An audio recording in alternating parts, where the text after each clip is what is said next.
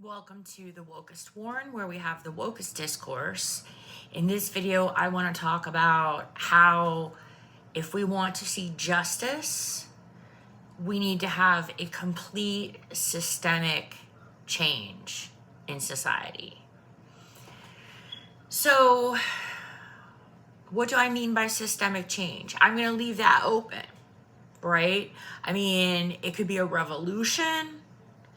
It could be some sort of dramatic change in technology, like when the internet was invented, that changes the way that human beings interact with each other.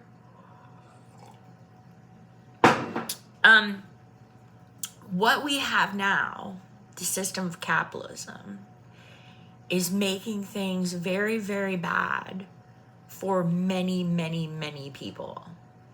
It's making things very, very bad for most of the people on Earth. Like, there are a few people on Earth that capitalism makes things better for. You know, like Bill Gates. I'm sure Bill Gates' life is like better because of capitalism. You know, Elon Musk's, his life is better because of capitalism.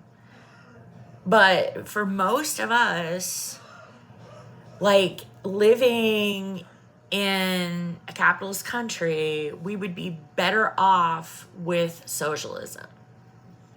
And what do I mean by better off? I mean a better standard of living. Like, instead of working 2 jobs, if we were living under socialism, you could be working 1 job 4 days a week and supporting yourself and your family, having a decent place to live, absolute guarantee of food, absolute guarantee of healthcare. Like, people have no concept how good that life is in communist countries. There are literally no homeless people. There is literally no poverty. Like, I remember being told stories about, you know, how shitty things were in Europe because of socialism. And somebody, friend of a friend of a friend had family coming to visit from Germany.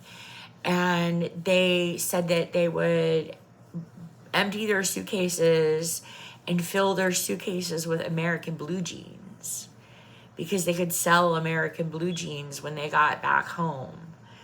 And the idea was that people in Eastern Europe were deprived because they didn't have Levi's. Not that, like, this was just a fashion trend. I mean, so you have people that have access to universal health care, state-subsidized housing, state-subsidized education, like everything that you could ever want or need provided by their society. And, like, American children are being taught that their lives suck because they don't have 7 pairs of Levi's. That was the other story, was about how the American member of the family went over to Germany, and the cousins were shocked by how many pairs of blue jeans that the American child had. Now, this is making me think of Trump complaining about children having 100 pencils. So it might be hard to believe that there was a time in America where, like, consumerism was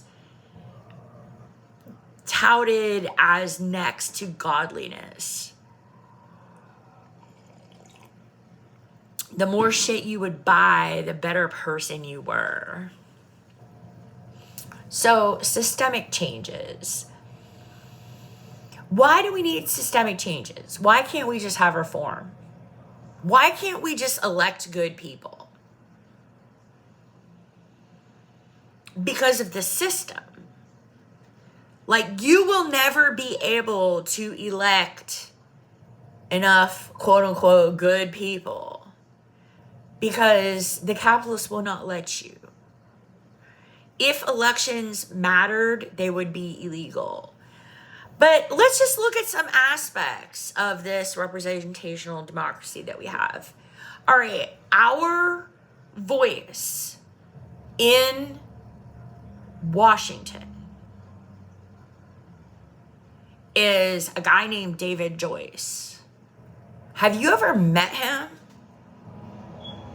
Like, do you know what he stands for? Do you know what his interests are? Do you know who's funding his campaigns? No, you've probably never met him in your goddamn life. And you know what? He doesn't give a fuck about you. So how is it a democracy?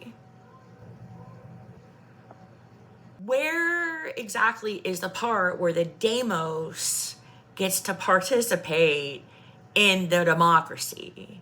Demos is a Greek word. It means the people. So, like, you vote, okay? So who do you vote for? You go down there, there's like at most 2 names on the ballot, this asshole and this asshole. And you're asked, would you like this asshole to make decisions about whether you live or die, or would you like this asshole to make decisions about whether you live or die?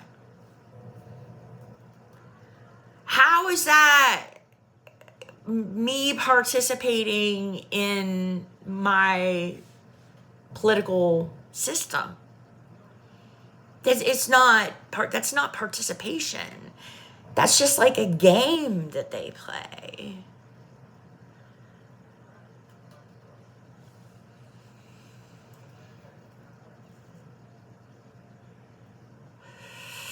You're not going to be able to just elect 1 or 2 people, because as soon as you do,